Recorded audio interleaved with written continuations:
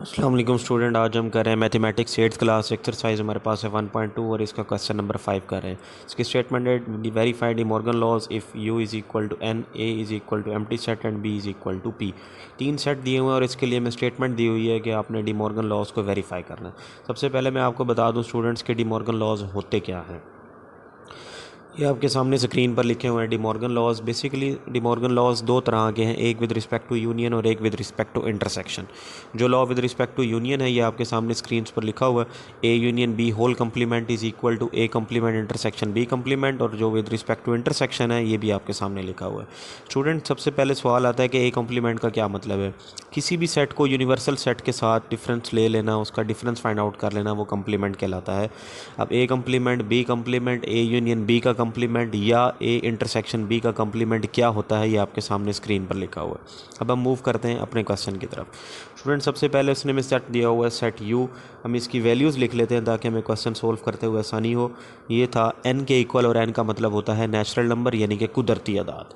उसके बाद है सेट ए का मत यहाँ उसने बता दिया आपको कि एम्प्टी सेट है यानी कि कोई एंट्री नहीं है। बी है पी के इक्वल यानी कि प्राइम नंबर, वो नंबर जिनके सिर्फ दो डिवाइज़र होते हैं, 1 और वो नंबर इटसेल्फ यानी कि 2 3 5 7 11 13 and up to so on. ये हमारे पास उन सेट्स की एग्जैक्ट वैल्यूज़ आ गई है।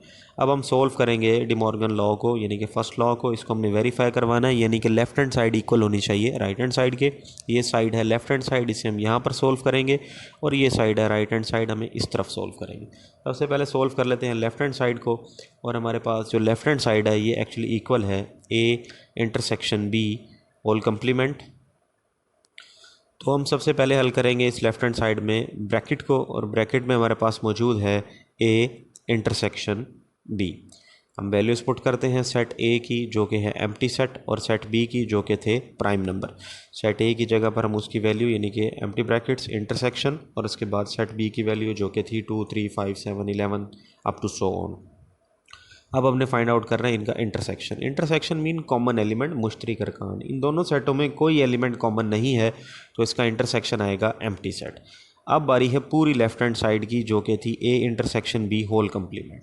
तो ये A intersection B whole complement को मैंने यहाँ पर हाईलाइट कर दिया। इसका मतलब है कि इसको यूनिवर्सल सेट से डिफरेंस फाइंड आउट करना है। A intersection B complement is actually equal to U difference A intersection B.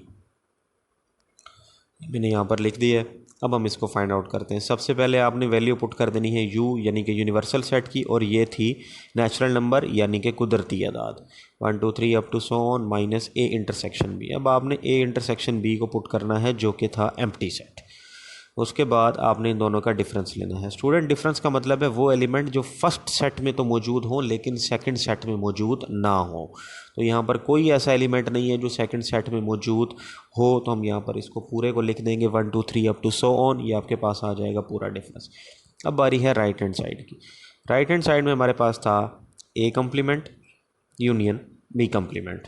अब हमारे पास इन दोनों की वैल्यूज़ नहीं है तो हम अलग अलग इनको फाइंड आउट करेंगे यानी कि पहले ए कंप्लीमेंट फिर बी कंप्लीमेंट और आखिर में इन दोनों का यूनियन।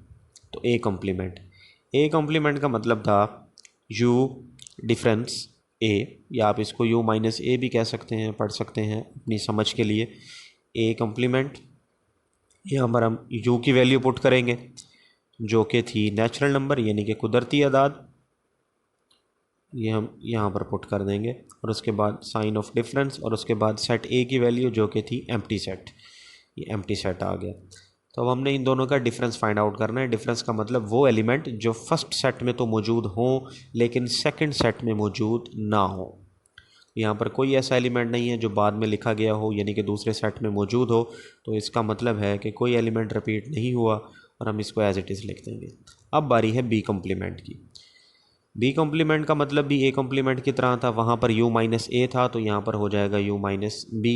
हम इसकी वैल्यू को पुट करेंगे u की वैल्यू को और b की वैल्यू को। u की वैल्यू थी सेट ऑफ नेचुरल नंबर यानी कि कुदरती अदाद और b की वैल्यू थी सेट ऑफ प्राइम नंबर यानी कि मुफरिद अदाद। ये हमने इन दोनों की वैल्यूज़ पुट कर दी हैं। अब हम इन दोनों का डिफरेंस फाइंड आउट करेंगे। डिफरेंस का मतलब वो अरकान या वो एलिमेंट जो पहले सेट में तो मौजूद हैं लेकिन दूसरे सेट में मौजूद नहीं है। तो यहाँ पर 1 दूसरे सेट में मौजूद नहीं है तो इसको लिखना पड़ेगा। 2 मौजूद है, नहीं लिखेंगे। 3 मौजूद है, नहीं लिखेंगे। 4 मौजूद नहीं है, लिखेंगे। 6, 8, 9, 10 अप टू सो ऑन। ये वो एलिमेंट्स थे जो पहले सेट में तो थे लेकिन दूसरे सेट में नहीं थे। अब हमारे पास लेफ्ट हैंड साइड मुकम्मल करने के लिए ए कम्प्लीमेंट और बी कम्प्लीमेंट का यूनियन लेना होगा। तो हमने ये दोनों वैल्यूज़ फाइंड आउट की हुई हैं, तो हम यहाँ पर ए कम्प्लीमेंट की ये वैल्यू यहाँ पर पुट करेंगे 1 2 3 and up to so on. उसके बाद यूनियन बी कम्प्लीमेंट, और बी कम्प्लीमेंट की वैल्यू इससे ऊपर वाले स्टेप में हमने मालूम की हुई है, इसे हम यहाँ पर पुट करेंगे 1 4 6 8 9 अप टू सो ऑन। अब हमने फाइंड आउट करना है इन दोनों का यूनियन। यूनियन का मतलब है गिवन सेट्स के ऑल एलिमेंट्स विदाउट रिपीटिंग, दिए गए सेटों के तमाम अरकान लेकिन किसी रुकन को या किसी एलिमेंट को रिपीट नहीं करना। तो जब आप इसका यूनियन लेंगे तो इसका आंसर आएगा 1 2 3 अप टू सो ऑन। अब लेफ्ट हैंड साइड और राइट हैंड साइड का आंसर चूँकि इक्वल आ गया, इसका मतलब है हमारे पास ये थ्योरम प्रूफ हो गया है।